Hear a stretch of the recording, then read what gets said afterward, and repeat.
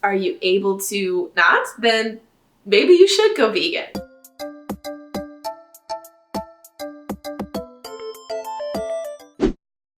Hi everybody, welcome back to my channel.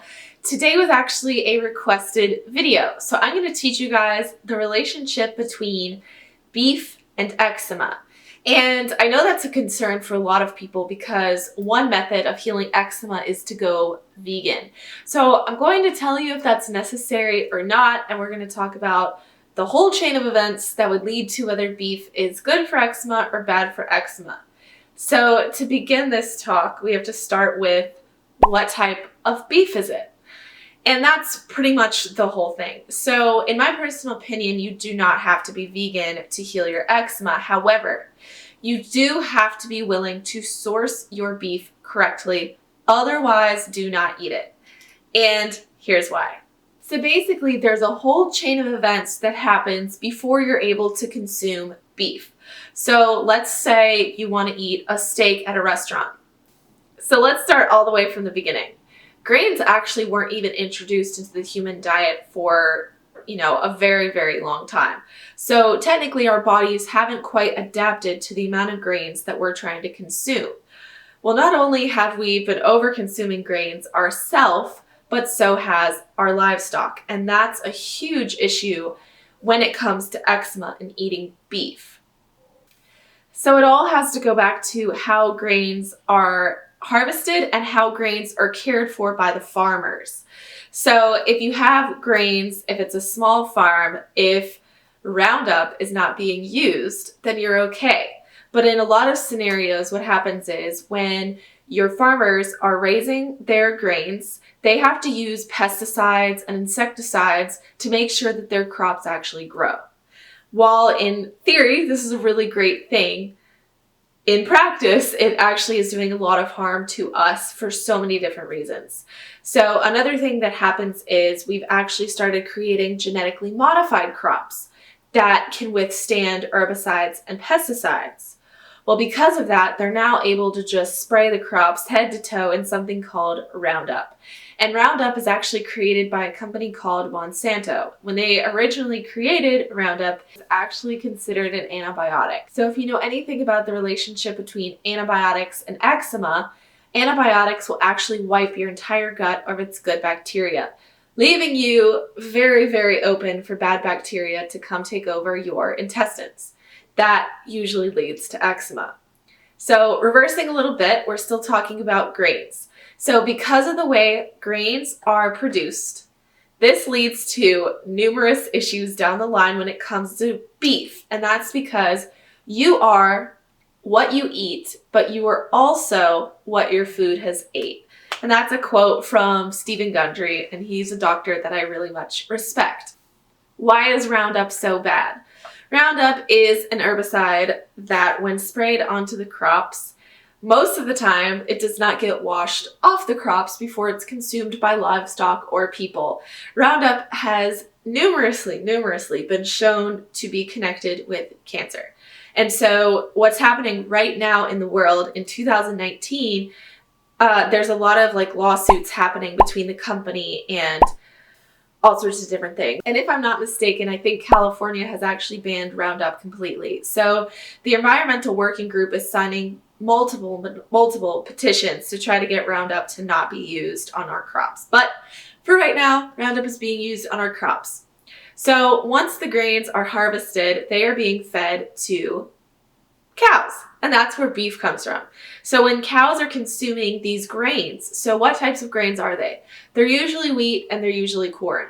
So both of these heavily genetically modified, heavily sprayed with chemicals, and then our cows are consuming it.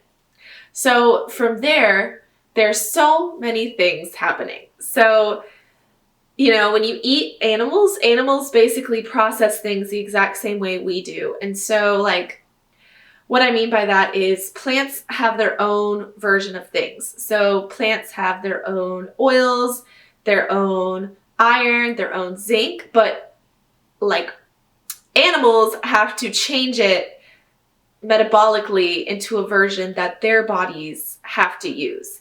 And I know that sounds a little bit confusing, but Because the cows are consuming grains, their bodies have a lot of inflammation. And their bodies have a lot of inflammation from a lot of different reasons. So this is so much more complicated than just consuming beef or not consuming beef. The inflammation can come from multiple areas. One of the inflammation areas is these animals are over-consuming omega-6. So if you know me at all, I talk a lot about omega-6 and omega-3. So basically, omega-3 is mostly anti-inflammatory, and omega-6 in large quantities is very inflammatory. So these cows are consuming so many grains, so packed with omega-6, but so lacking in omega-3. Other areas of inflammation that a cow can get is just like from external stressors. And so a lot of these farms, the animals aren't treated very well, and there's a lot of stress hormones that are being stored in their meat. It's just like, you really have to source your beef well, because whatever that cow went through and ate and experienced is then what you get in return from consuming it. So from there, the cow's consuming it, and then you're consuming the meat. So then you're consuming a lot of omega-6s. You're consuming gluten from their meat, because gluten is a protein. So when a cow is consuming gluten, that then becomes a protein that's stored in their muscles, and you're eating their muscles. That's what their meat basically is. So when you're consuming a steak, it's so much more than just beef. It's everything that cow ate. So then, because you guys know that gluten is bad for eczema, you're consuming those proteins in your body from a cow that was eating those grains. And I know this is so confusing. I hear myself talking, but I hope you guys are following along with me. If you have extra questions or need clarity, always ask me in the comments down below. I always go through and answer your questions. Basically, the whole synopsis is, when you consume beef from a cow that was fed grains from a large farm, you are consuming their stress hormones, you're consuming the omega-6s, and you're consuming gluten. Not to mention, corn just doesn't do great for the body either. So, source your beef well, or don't eat beef at all.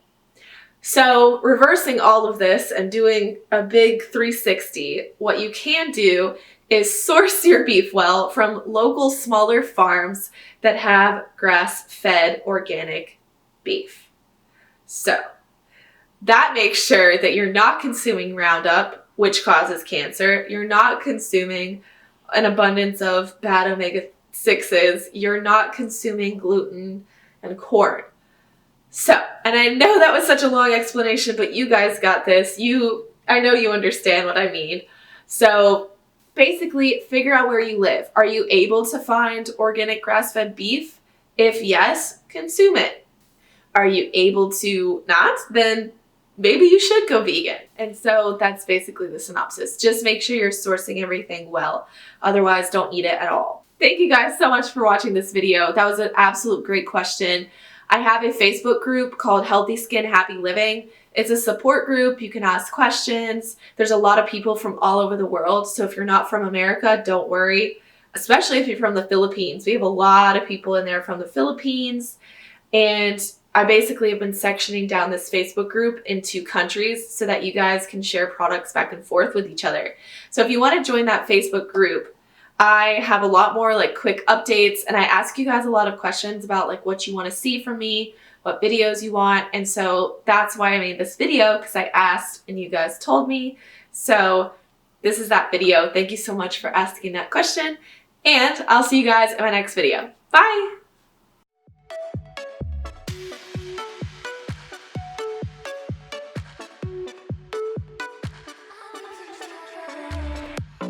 Crashing waves.